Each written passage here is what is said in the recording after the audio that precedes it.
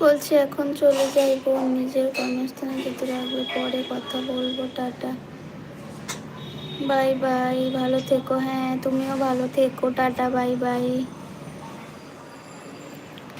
ইরে বাবা, কি এসেছে আমার লাইভে? কে এসেছে? সন্দীপ কুমার, কোথায় ছিলে এতদিন? সুপ্রভাত বন্ধু। বন্ধু কই ছিলে? বলছে হ্যালো হাই।